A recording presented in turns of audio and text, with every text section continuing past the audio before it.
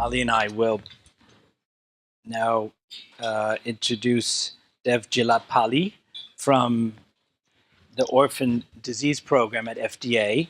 And I don't know if Jill Morris arrived. Is Jill here? Oh, fantastic. Great.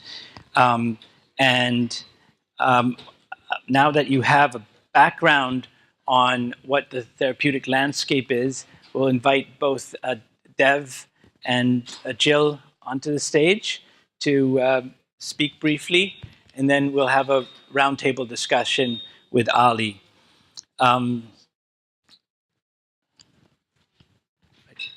So just briefly to why we reached out to the Orphan Products Development Group at FDA. I've been very fortunate to interact with the group working on hereditary sensory neuropathy, and been really found it extremely helpful to sort of see the kind of support and understanding for rare disease happen.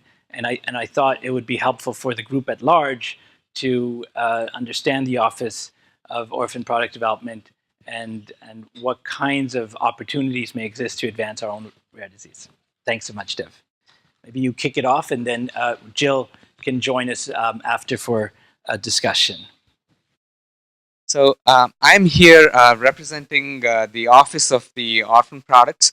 It resides with the Office of the Commissioner, Food and Drug Administration.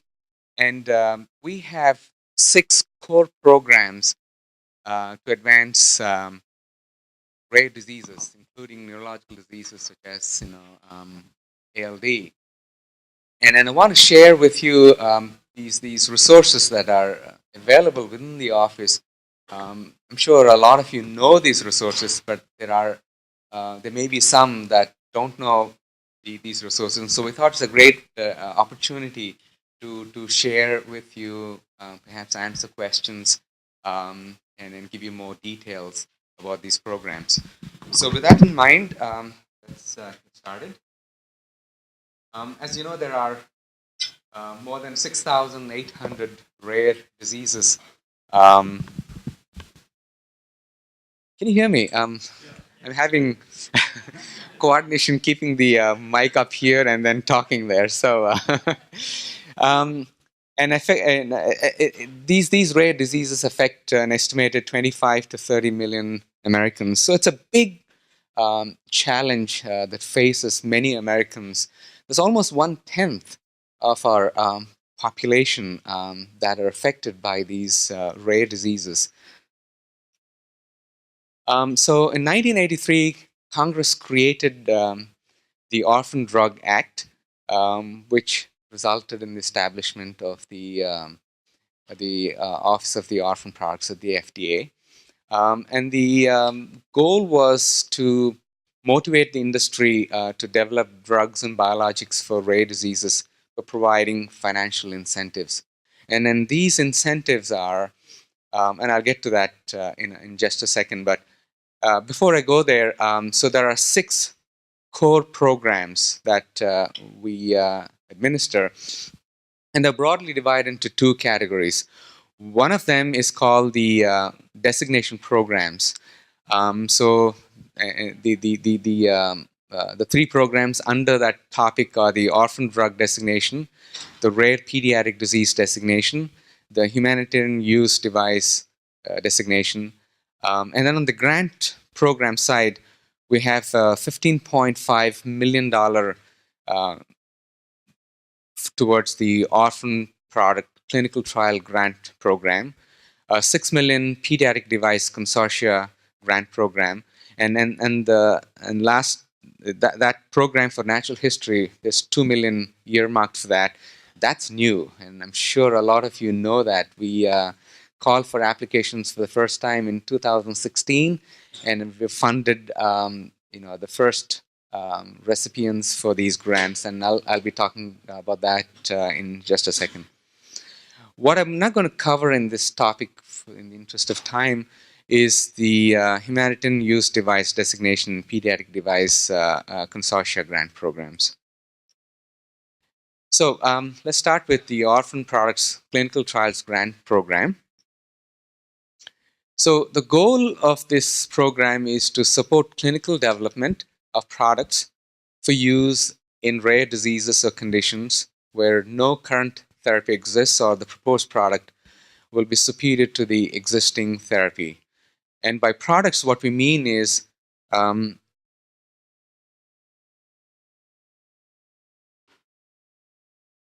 this is interesting. I was expecting a laser beam, but anyway, by products we mean drugs, biologics, devices, and medical foods. And the disease or condition, the prevalence of which should be less than 200,000 in the United States. Now, if there is a product that is targeting the diagnosis or prevention, then the 200,000 threshold doesn't hold. The incidence is what we then look at. It's 200,000 per year. Is the number that we look at. So since inception in 1983, we've received more than 2,500 applications, funded more than 600 studies, and contributed to more than 60 products to marketing approval.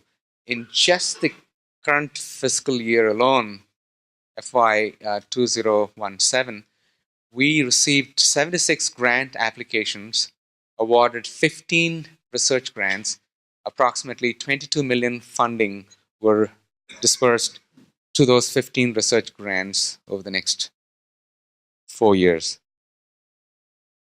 So what's the eligibility for the clinical trials grant program? Well, foreign or domestic, public or private, for-profit or non-profit entities, institutions, individuals, and so on. Federal agencies may not apply.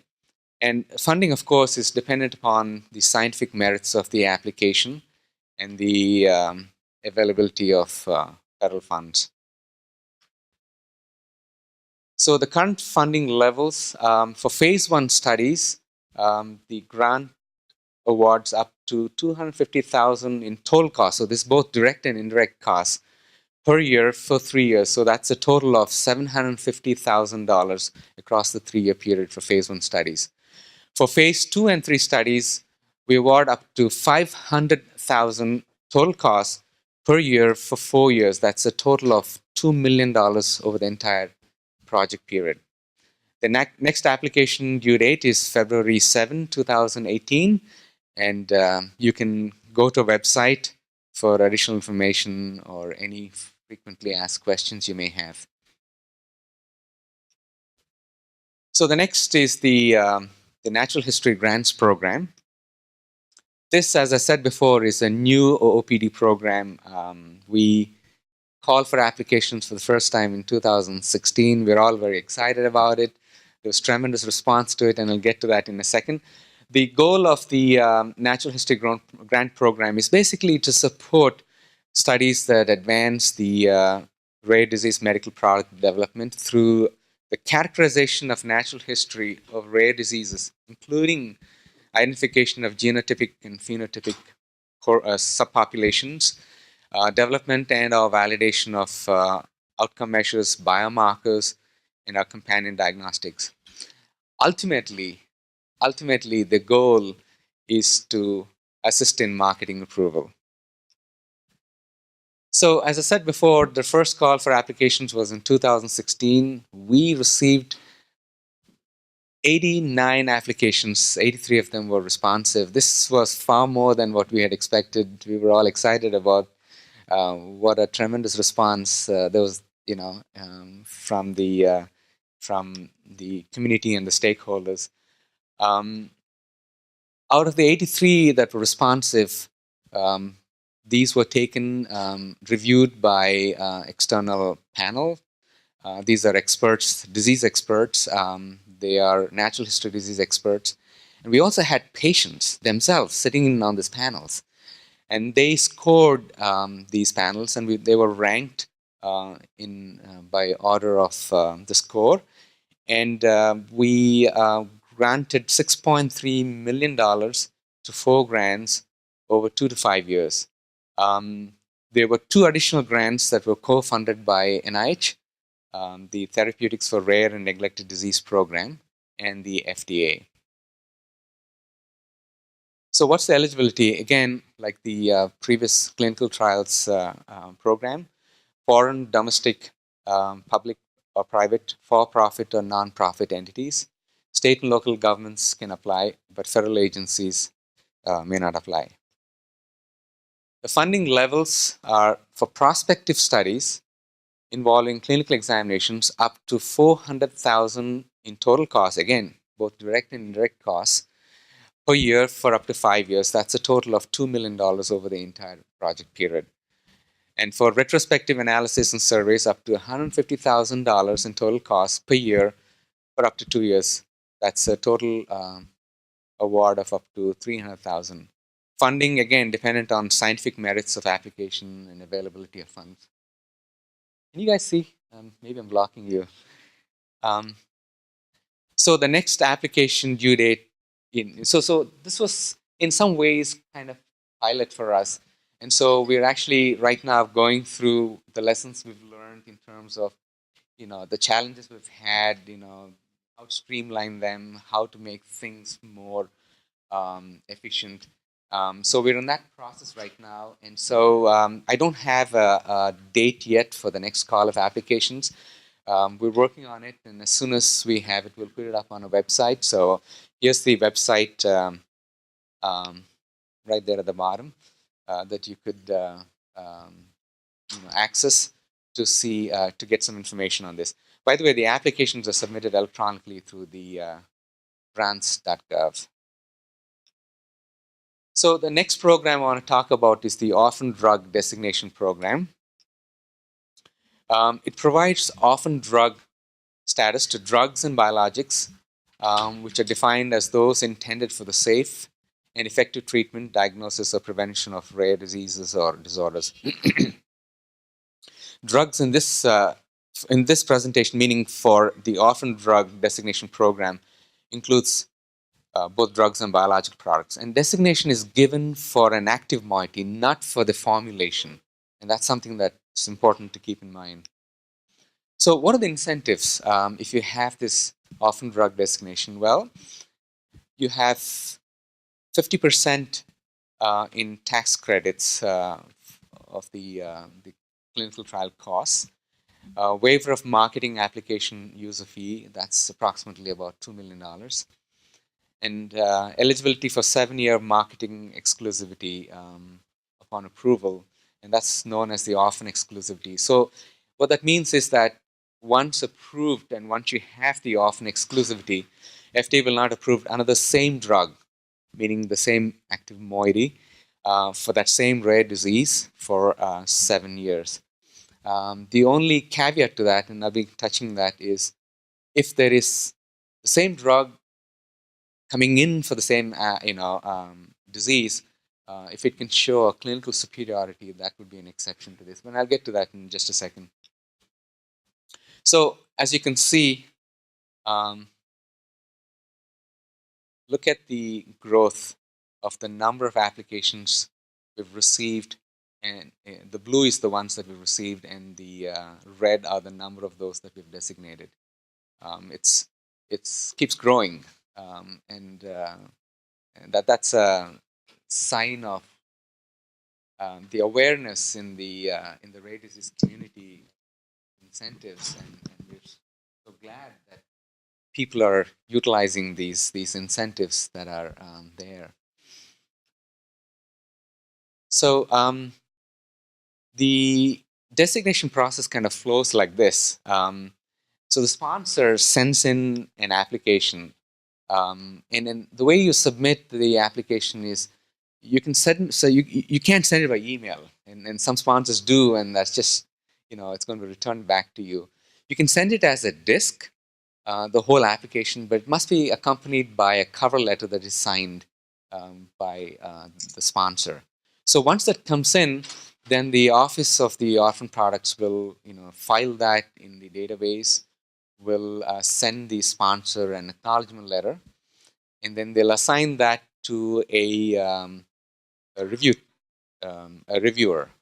who then looks at the, let me just put up the whole slide, who will then look at the application and apply it against the applicable regulations to see if they meet the criteria for designation. And so there's generally one of three outcomes. One is either the designation is granted, or it is denied, or is kept in abeyance. Some deficiency that can be corrected.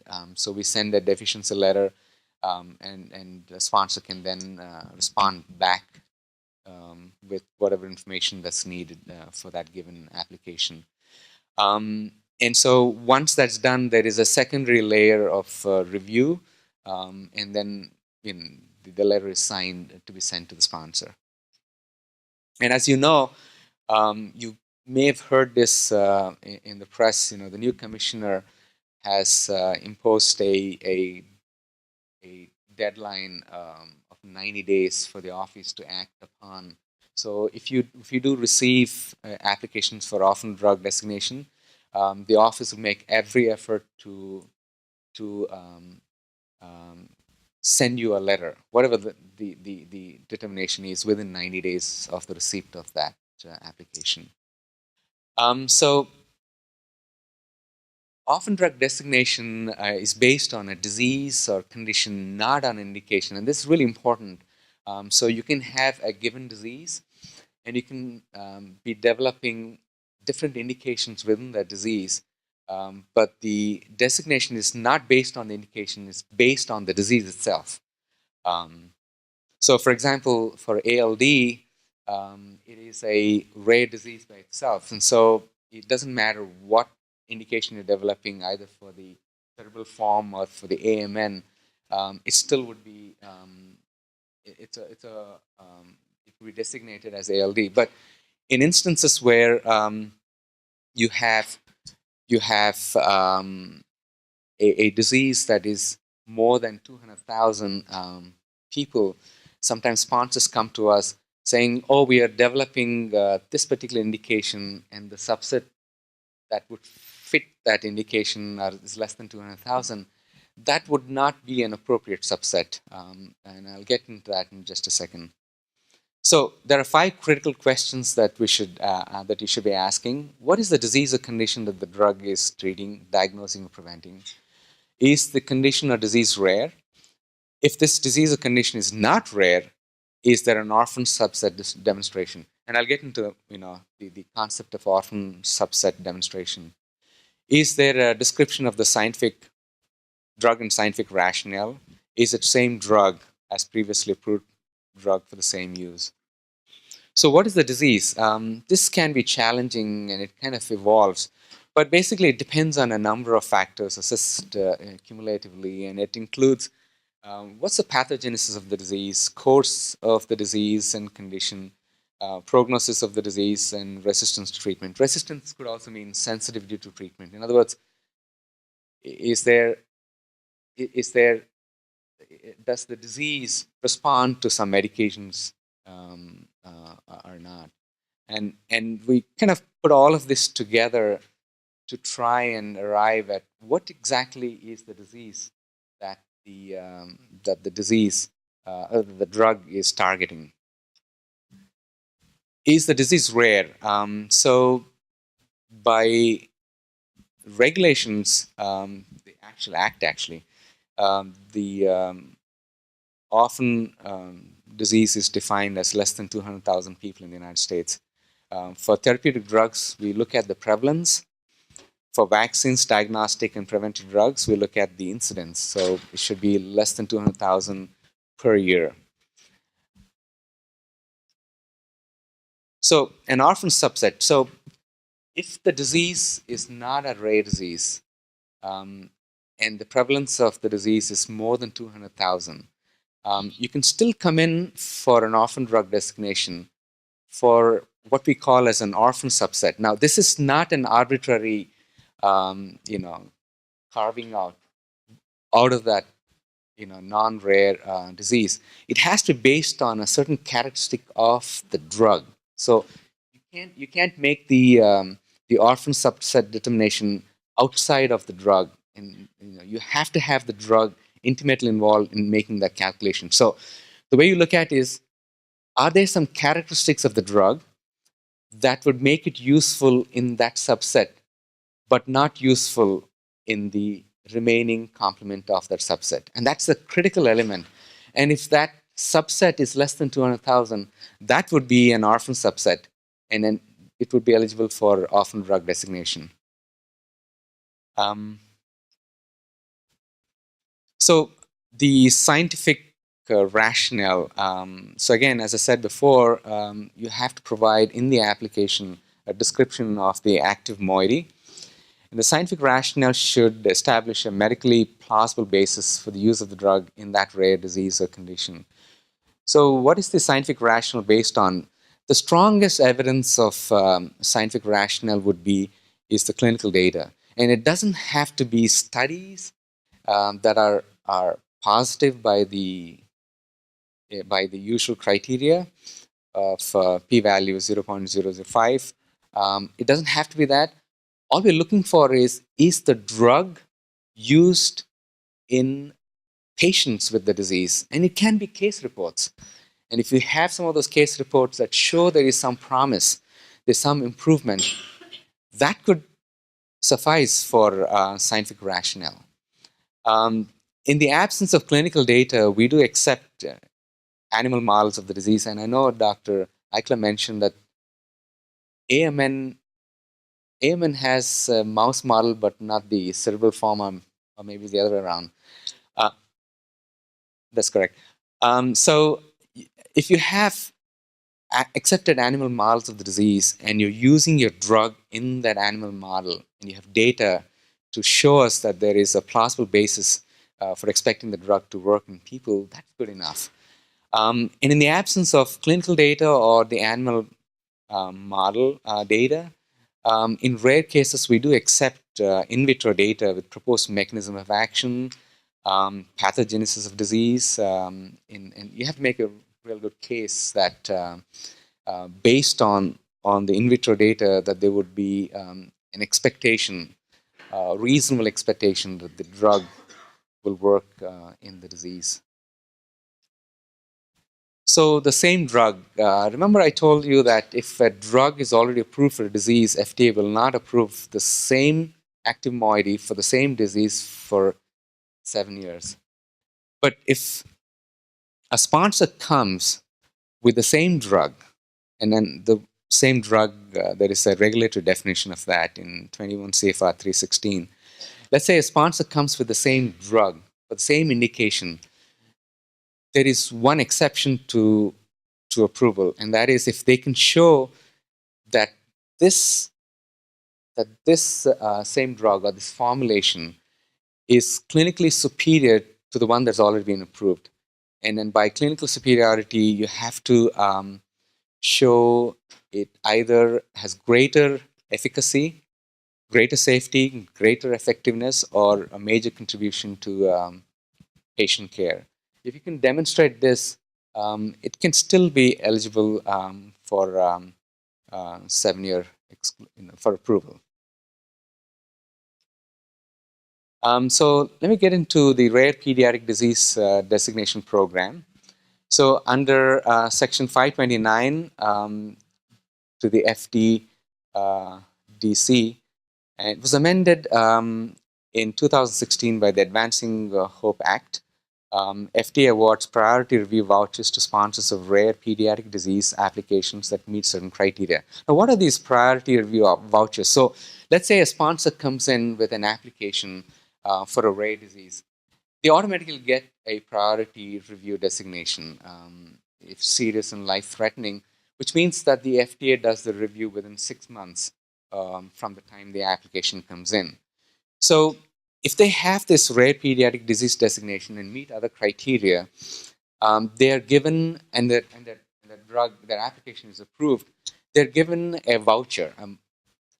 They can take this voucher, they can trade it, they can sell it, and that voucher can be redeemed for another market application review that would not otherwise be priority review. So it would have been, the usual review time is about 10 months. And if you redeem this voucher, the review of that particular application will be done in 6 months, not in 10 months. So it's an incentive that Congress is providing developers of drugs for targeting pediatric disease. So the Office of the Orphan Products and the Office of Pediatric Therapeutics jointly conduct a review of such requests. So what exactly is a rare pediatric disease? It has to meet two criteria. The first one is that the disease is rare within the meaning of that Section 526 meaning. It has to be, the prevalence has to be less than 200,000 in the United States. So that's number one criteria. The second criteria is the disease is a serious or life-threatening disease in which the serious and life-threatening manifestations primarily affect individuals aged from birth to 18 years. So if you can meet these two criteria and you're granted a rare pediatric disease designation, it's just one of the incentives that we have. Even though the RPT designation is granted, it's really not required, not sufficient to receive a voucher. But in order to receive a voucher at the time of the marketing application, you have to demonstrate several eligibility criteria. Having a designation of RPD, in advance will allow you to meet some of those criteria much easier because the determination has already been made that it is a rare pediatric disease designation. So there is a guidance called the Rare Pediatric Disease Priority Review Vouchers Draft Guidance. You can look that up for additional details for this RPD program. Just bear in mind, though, that the Advancing Hope Act of 2016 made some changes to the RPD program, and this guidance does not reflect those changes. It's still in a draft state, so we're working on it, and it's not a final document. But it gives you a lot of information that many of you may have, questions that many of you may have. And if there are any questions beyond what the guidance addresses, please feel free to call us, and we'll be happy to answer any questions you may have. So if you still have questions, that's our email, and that's our phone number, that's our website, and we're here to advance rare diseases, and including ALD. With that, I'll close. Thank you.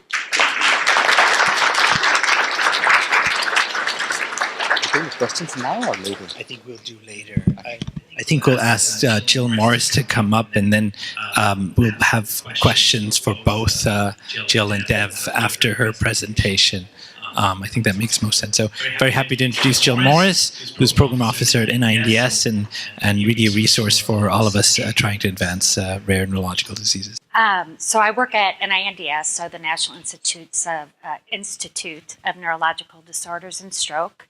And the mission of NIH is to seek fundamental knowledge about the brain, the nervous system, and to use that knowledge to reduce the burden of neurologic disease.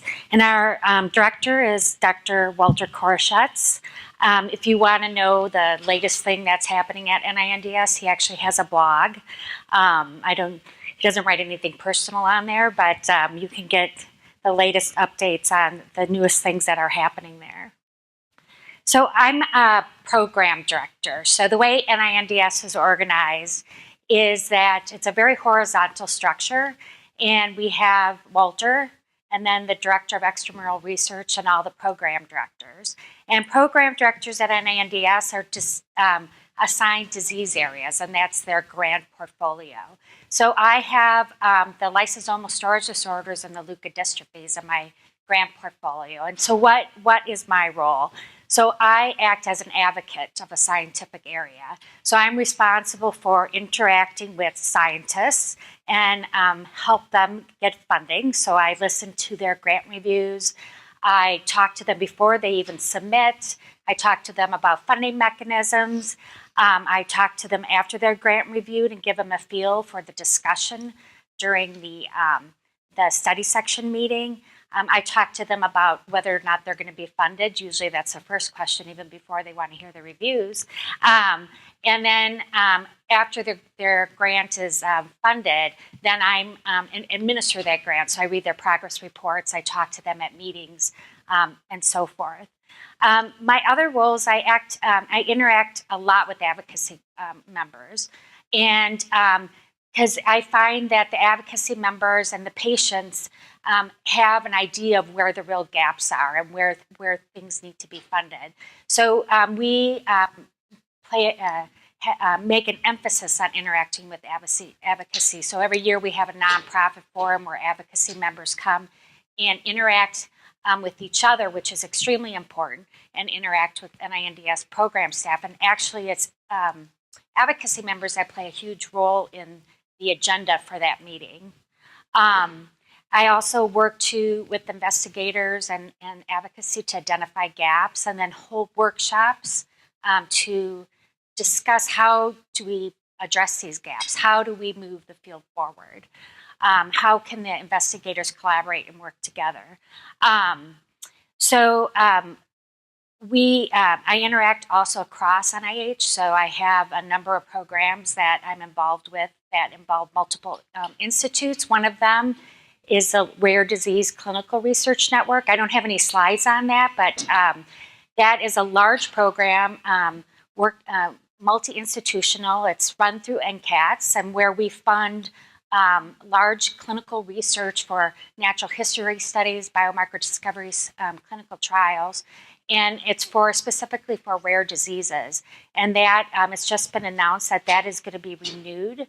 And the new funding opportunity, the announcement will come out in the spring, and then investigators can apply around the fall for funding in 2019. So NIH funding mechanisms, NINDS funding mechanisms. So the majority of grants that we have come in are investigator initiated. So investigator comes up with an idea that they think will work to treat ALD or discover an unknown pathway in neuroscience. And they will submit a grant based on their idea, based on their data, and that's an investigator-initiated grant. And the majority of grants that come in are investigator-initiated. And we have exploratory grants, so if you have kind of a very novel idea that might be high risk, we have shorter-term grants that allows you to investigate those shorter-term discoveries. And we have program projects awards, so that's where usually these tend to be more disease-based.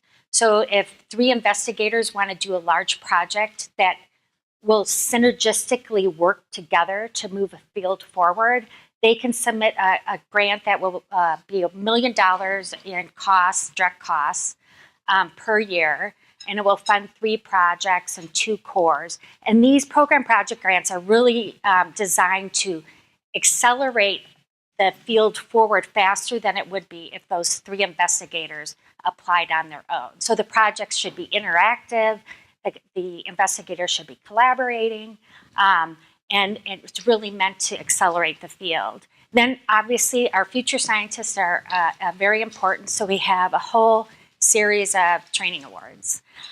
Today I'm going to talk a little bit about our translational program because that relates to why you're here today.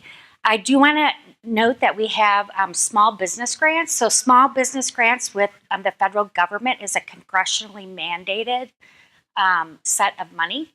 We have to spend that money. It doesn't take away from any of the money for academic researchers. It's a whole separate pot. And we do have, so I have a couple advocacy members who have started their own small businesses in collaboration with academic investigators. So it's either advocacy members who have a business background or advocacy members who have a science background. The 2 that I'm thinking of off the top of my head are parents of children with rare pediatric diseases, and they actually work with the investigators to start these small businesses. And the advantage here is it's a separate pot of money. So you're not directly competing with the academic investigators. And then I'm going to talk also about our work in clinical trial readiness. So we have a whole slew of translational programs. I'm only going to talk about 3 of them, the Ignite, the Create, and the small molecules, but I do want to note that we have a whole set of, for the small business programs. We have a series of translational programs for that as well, which really mirror the ones I'm going to be talking about. Oh, this is, see the color show, sorry. So we've designed these programs. We have an office division of translational research that interacts with all the program directors. And these programs are designed to take you from discovery to preclinical development, and will actually fund a small clinical trial as a part of these programs, which is unusual that you would fund a tox study and then do a clinical trial within all one grant mechanism. So the discovery would be assay development. Let's say you want to do a drug screen to screen for drugs that would treat the disease, to do more in vivo or in vitro efficacy studies. So let's say you have a drug and you want to test it in an animal model and determine the dosing to look at whether or not it actually treats the symptoms of the disease. And then if you have a gene therapy compound or a gene therapy vector, that would be the same type of thing. And then you can optimize, do optimization as well. Then we have programs that will do where we fund the tox studies, so to test compounds in non-human primates to make sure they're not toxic, to look at the distribution that occurs of the drug or the gene therapy, and then establish manufacturing, and then do a small clinical trial. So the Ignite is the discovery phase, and we have 3 announcements for that. And I'm going to touch just a little bit on the animal model one, but because that's the newest one we have. But we have one where you can develop an assay to screen drugs, as well as optimization or efficacy studies of small molecules or gene therapy vectors or stem cell therapies as well. So the latest one that we have on the street is it's called it's for the development of animal models or pharmacodynamic markers. So the animal model is the ones that a lot of that people understand outright. So let's say you have an animal model of disease, but you want to optimize that animal model so you can readily measure outcome measures or biomarker measures. So maybe you add in a fluorescent protein that will be activated, or some type of marker in there that will be activated if the drug target is initiated or engaged, I should say. And so it's not meant for understanding disease mechanisms, because those are funded in our R01 mechanisms, but it's meant to alter your models for drug discovery specifically. And we've had a lot of interest in this one, and a lot of people are coming in, taking their animal models and doing really unique technologies to optimize these animal models specifically for drug discovery. And it's not only the mouse, the pig is becoming a really big animal model right now. So what is the funding for these? These are 3-year grants. They're $250,000 per year. That's the direct cost. That's what actually goes to the investigator. The institution gets an additional amount of money. And there's 2 phases and a milestone in between. So you have to reach that milestone to move on to the next phase.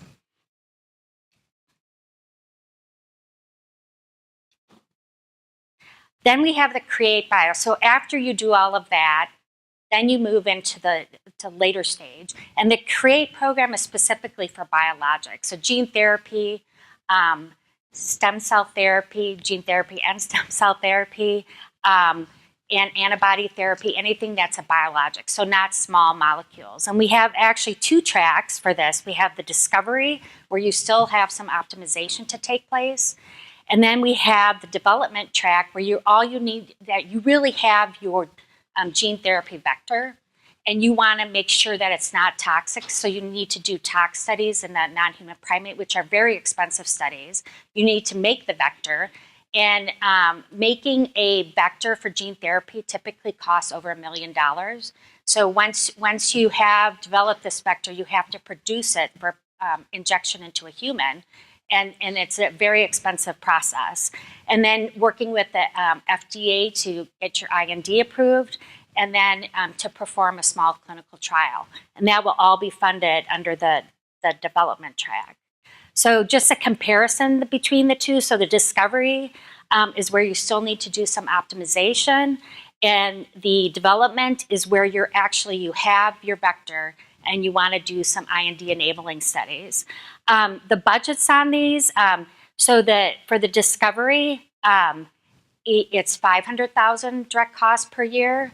These are 4-year grants. The other one's 5-year grants. You can come in over that if you need to.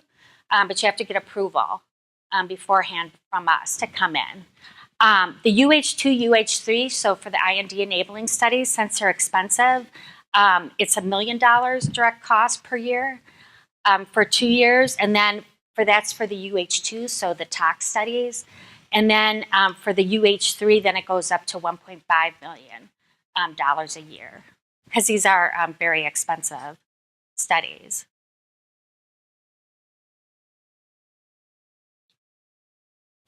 So we also have small molecules. So you heard Florian talk about some small molecules that are being worked on. And let's say you have a proof of concept on a small molecule, but you want to identify compounds that are related to that structure. So molecules have a biochemical structure, and you want to modify it so that it's either more efficacious or it has better bioavailability. So you can apply to Blueprint neurotherapeutics for small molecules. And again, I'm not going to go through all the details, but again, we have the discovery where you still have some optimization. I can give you an example of one that I'm currently involved with. These are U grants. So anytime it's a U grant, NIH staff is heavily involved. And we, for these grants, we have calls every 2 weeks with the investigator. And then we actually pay consultants from industry, usually about 3 per project, to be involved in these calls. So they're highly collaborative, very engaging discussions on every 2 weeks to make sure the project's moving forward. But so for Gaucher disease, which is a lysosomal storage disease, it's currently being treated by eliglustat for the non-neuropathic form, Gaucher type 1. And so that was discovered by Dr.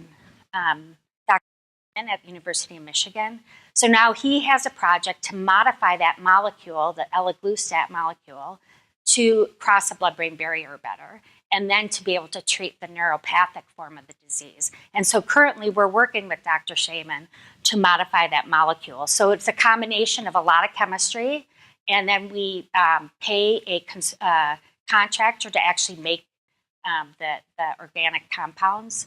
And then the investigator has a choice what they want to do in the laboratory and what they want to contract out. So you can have a company that will generate all the chemicals. You have a company that will actually do the efficacy studies. In their case, because they're collaborating with the expert in the mouse model for Gaucher, that person is doing all the in vivo efficacy studies.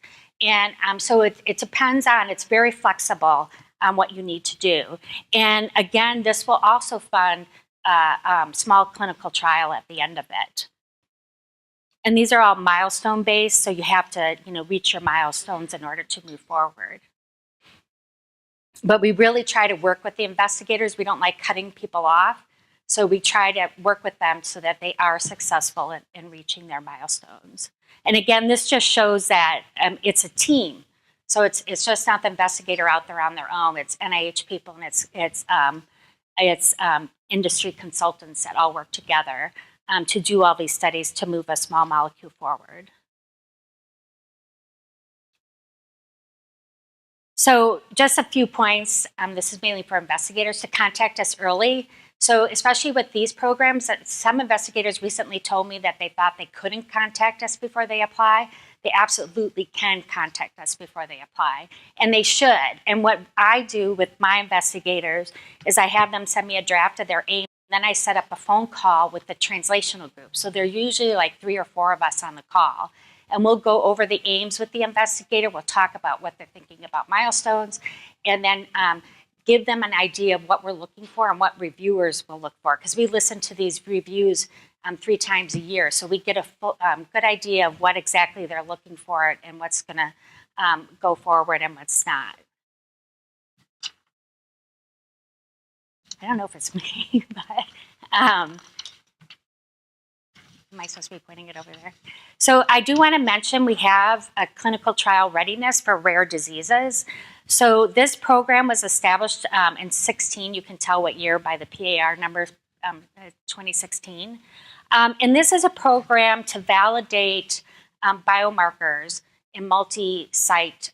And so an investigator establishes a biomarker, and then he can set up collaborations with multiple clinical sites across the country, and then work to validate that biomarker in order to be ready for a clinical trial. And this is also for outcome measures, and if you have to do some characterization of the patient population, that is essential for doing a clinical trial. That will be funded as well. This one is a little still in the growing phase.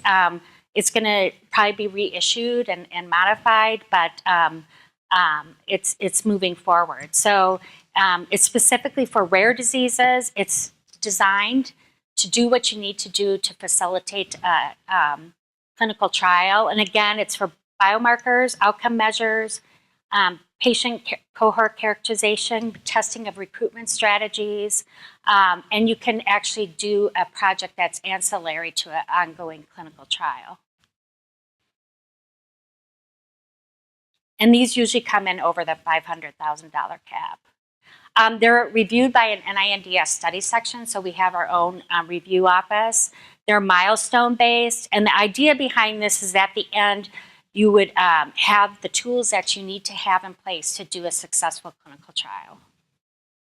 And lastly, I just want to mention, I recommend if you ever have the opportunity to tune into our council meetings. So our council, there's a portion of our council, so council meets every year, 3 times a year after every funding cycle. And the first portion of the meeting is open. And this is any new initiative that we're going to set aside money for, we have to present to the public. And a lot of people don't realize that. And actually for investigators, it's really helpful because you can figure out what we're going to be funding down the road and start getting prepared. But it's a federal thing that we have to actually discuss it and get approved by council before we move forward, and we have to discuss it publicly. And these are videotaped as well. So you can actually, and the minutes are online. So you can look at the minutes, you can watch the videotape, you can tune in live because it's actually simulcast on the internet. But we're actually doing a large initiative now that the announcements will be coming out in the next year to do biomarkers. And we have realized that we're getting there's been so much activity in the translational domain, but when it comes to outcome measures and biomarkers, there's a gap. And so we really need to focus on getting really solid biomarkers. And this just shows the stepwise process of getting a good biomarker. So our goal is to facilitate the development of high quality biomarkers to improve the quality and efficacy of clinical research. And the key points is we want to build on the success of existing programs. So we did an analysis, and a lot of investigator-initiated projects have been successful at generating biomarkers. We want to add opportunities, so we're going to have new announcements that support a rigorous fit-for-purpose validation process. We want to have a resource, so where do you put your samples? And where else can people access those samples? So we want to provide a repository and public-private partnerships and a website and everything to work, so everybody's working together to develop biomarkers. And this just summarizes it all. And we just had a call yesterday about this, and the announcements will announcements will probably be coming out faster than we thought for various reasons. But again, we're going to optimize existing resources. We're going to be developing funding opportunities that will be coming out next year for validation and looking at clinical utility. And we're going to also, we do a lot of analysis. So, we're stewards of taxpayer dollars. So when we do something like this, we always go back periodically and look at the success rates of these programs. So, and then what has to be optimized in order to make it more successful. And so, usually the first couple of years, there's a lot of tweaking that's done in order to optimize a program. So there has to be a lot of flexibility and work to make sure that programs are successful. And we really listen to the community when we hear concerns about if a program isn't going so well, to address those concerns and then tweak it so it's better for the community. Thank you.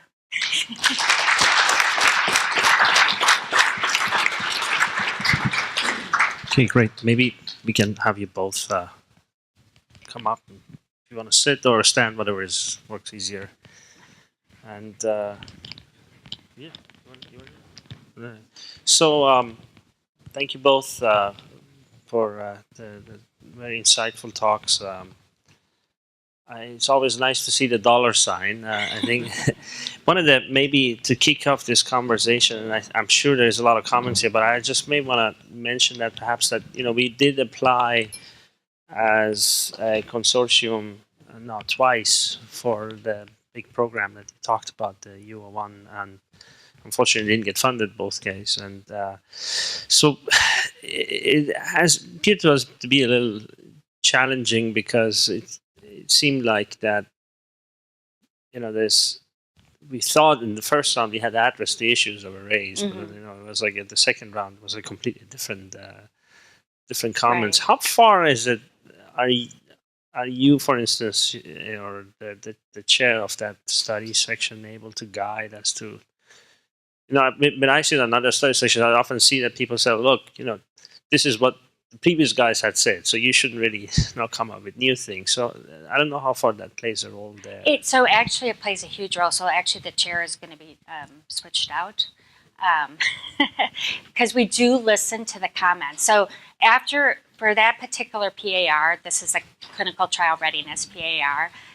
It's a very new initiative, and we have met as program directors, so because it's a cross-cutting, so it's numerous program directors have rare diseases in their portfolio.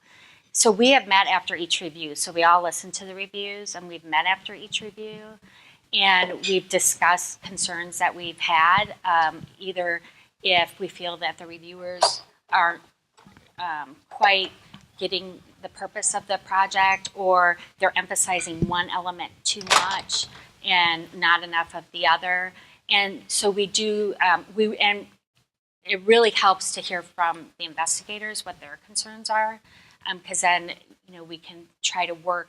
And it's our responsibility to make sure we're really clear to the investigators on what needs to be done to be funded, and we take that really seriously. So I know there have been some growing pains with that, and we're really working to try to fix the issues. But discussions with the investigators really helps. So we really take it seriously when we get calls. We'll try again, I guess. Maybe Dev, you could speak a little bit to how you see your programs differ. So you're both in the have presented, funding opportunities for rare diseases. I think one of the challenges that we often face as a group of investigators, how to, put the right application to the right RFA and have that match and so maybe give us some sense on your end. How does your council designate this is a good fit or not? All right. So the FDA, the OPD trial programs are much more broader. As I said before, you have funding. We have funding for both clinical trials and for natural history specifically. For clinical trials, the rate of funding is roughly about 18 to 20%. So we do have a number of applications that come in, and it is competitive. What I think you should do is to make sure that the application is first of all responsive in all respects to the RFA, and then number two is to make your case, both the technical, scientific merit, and whatever the criteria that's listed in the RFA, to make sure that you address all of those, because the panels that are reviewing this particular applications are going to be different for each disease, and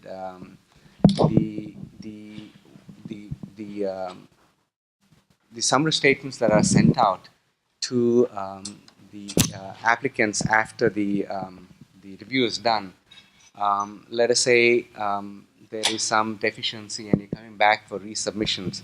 I think earlier you mentioned about the NIH where there might be kind of almost like a moving target, because you have some deficiencies now and then a subsequent resubmission there are additional deficiencies that might be brought up.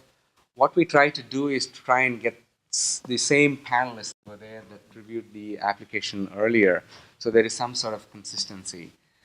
So I think as far as the natural history grant program is concerned, it's fairly new. There are plenty of opportunities. It's also very competitive. If you're thinking of trying to do a project that is targeting natural history, either subpopulations, genotype, phenotype correlation, or outcome measures, you don't have to come in with a project that encompasses every aspect of the natural history. You could target a certain age group where the need is, or an outcome measure, trying to develop an outcome measure and you need the data using a natural history study. So, but you have to make a case that there is an innovation in whatever approach you're doing for it to be competitive. Okay, who are questions? I'm sure there are. Hi, good morning. My name is Jeff Warwick, and I can declare I'm totally ignorant when it comes to this, so no problem with that. When the organizations are coming for grants for research, I perceive that certainly we have research scientists as one element, the market, if you will. And if I heard you correctly, there's also small business applicants as well, which is commercial, I would think, right? Pharmaceutical, right. That type of thing. Is there an influence of one over the other in terms of likelihood of attaining grant money, whether I'm commercial or a research entity? That's my question. So it's small businesses, so it's not the large pharma. So it's a requirement that it's a small business, and it's a totally separate set of money. The grants are reviewed in separate study sections, so there is never a comparison of a investigator academic grant with that of a small business grant. But we have a lot of academic investigators that start their own small businesses, and there's specific requirements where certain amount of research can be done at the academic organization and certain amount at the business organization to meet the criteria. Question about whether, we're all in search of disease-modifying therapies, and there are new drug, novel entities that go through traditional FDA approval and are priced accordingly based on development. There are existing, in some cases, repurposed drugs or molecules or dietary supplements. I'm studying vitamin D, for example. and there are other avenues, behavioral or exercise interventions. Is there a separate pathway for the low-cost interventions versus the traditional novel therapies? In the I guess, in one sense, at a societal level, we also need low-cost avenues to help reduce healthcare costs. So, in the large sense, it seem like it would be a logical avenue for FDA, NIH, or another agency to pursue.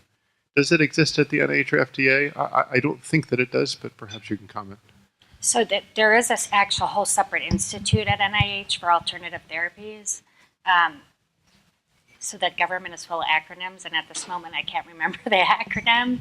But I'm thinking off the top of my head of one that I've seen go there is in certain disorders that I'm in charge of, there's a lot of depression and anxiety.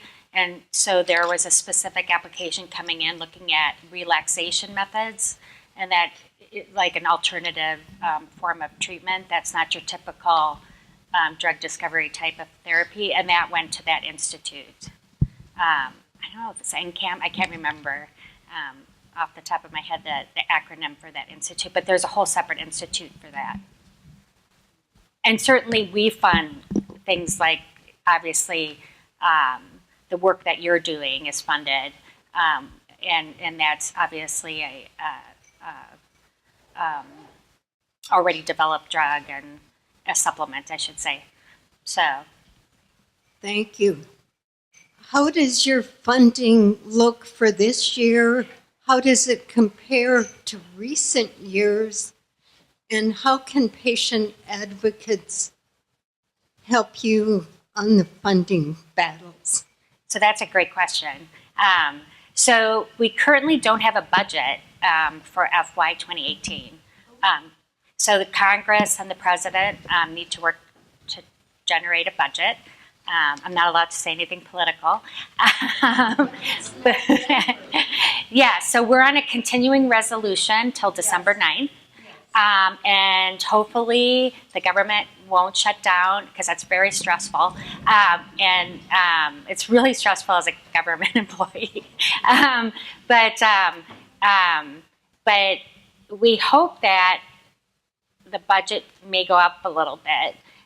I can tell you that Congress in particular really understands the importance of NIH and FDA. And I know that the president's original proposal was to cut NIH by like 20%, but then Congress stepped in and said no. And so we're hopeful that for FY 2018, because in FY 2017, we didn't get a budget till May. So we were in a continuing resolution all the way till May, but in May we found out we got a slight increase.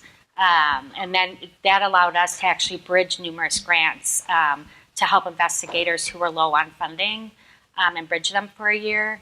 And so we're hoping that there's a slight increase, but we'll be in all your news channels. It's hard to hear the anti-research voices in the administration. Yeah. So as federal employees, we're not allowed to lobby. Right. So you are more than welcome to contact your Congress people in your state. I mean, we're allowed one bumper sticker on our car, one political bumper sticker on our car. How much you can fit on the bumper sticker is up to you. But yes, that's correct. Maybe So historically for the OPD funding, the levels have remained relatively stable. Having said that, we're hoping it'll be the same for the current year if everything goes well. Yeah, maybe related to that, I felt that the budget for this new program that you started is quite small, right? I mean, you said you funded 3 grants at the end? Or? Yes. Well, the thing is that we didn't have separate money for that particular grant. We had to carve out from our existing funds, and so it's not a lot. We're hoping that NIH picked up the 2 additional grants, and we kind of co-funded. So we went from 4 grants to 6 grants, and that we view as a positive sign. I mean, a lot of things have small beginnings, and we're hoping that this is just a small beginning and just grow in the years to come. Will the growth be dependent on the budget, or is there other driving forces that might increase? I think it's mainly budget, because the interest in the rare disease community is tremendous. I mean, we've called for the applications, and we had 89 applications that way beyond what we had expected. So the interest is there. So I think the bottleneck here is the funding. I'll point out to everybody that we were one of those 89 applications. Didn't get funded. But of the 89, only 4 got funded? Is that what I heard? That is correct. Well, 4... Was 15 million? No, 15 million is for the clinical trials program. That's the traditional clinical trials. 2 million was for natural history studies. And for the natural history studies, the allocated budget was $2 million. For that, we received 89 applications, and then 4, we were able to fund 4 on our own, meaning the FDA, committed funds from its, but NIH picked up part of the tab, and together we were able to fund additional 2 natural history studies. So total we have 6 natural history studies. Yes. I have a question. I'm Ben Lanai. I'm a ALD patient and on the board of ALD Connect. And question for Dev, to put you on the spot here. So I've been advising some of the companies that have INDs for small molecules for the adult phenotype. And what struck me on the few calls I was on with the FDA is there's still an issue around alignment. Number one is we actually petitioned the gastroenterology group for a clinical study because it is a metabolic disease, but it was clear to me after a while that the people we talked to did not understand neurological symptoms. And when we talked about the protocol and endpoints and outcome measures, they said, well, we had proposed a composite index of neurological issues. And they said, well, it's too complicated. We think you should go with a fall log. I mean, literally a daily log of falls, which I think if you talk to our community, no patient is going to keep a log of falls. When you fall, you don't want to have to write down on a log that you fell. And, I can go into details, but it was, highly unrealistic and very clear that we were talking to people who don't understand a chronic neurological illness. And so, it can be very challenging at times. And I don't know, and I know it's a little bit unfair because it is not your exact group. But I think we need to have more alignment when we propose some of these therapies. So we talk to people who actually understand us. So, that's an unfortunate situation. But I wondered if you had a chance to ask the division to you can request the division that you're interacting with to have expertise from the Division of Neurology Products, perhaps next time. And a lot of times there's this collaboration that goes on, and don't be afraid to ask, what you think might help you. I think the agency, as far as I know, is very constructive to suggestions, so that's perhaps a suggestion that you can have next time. Ask them to include representatives from the Division of Neurology Products who will understand the neurological components of the disease much better. Great. So we're running over a little 10 minutes, so I think we'll conclude this and go to the break. But I was just telling Ali, one of the goals of this meeting is to get ALD and AMN onto the radar of FDA and NIH. And you being here, we will claim mission accomplished here. So this is an ongoing process, obviously, but we hope to stay engaged. So thank you, everyone.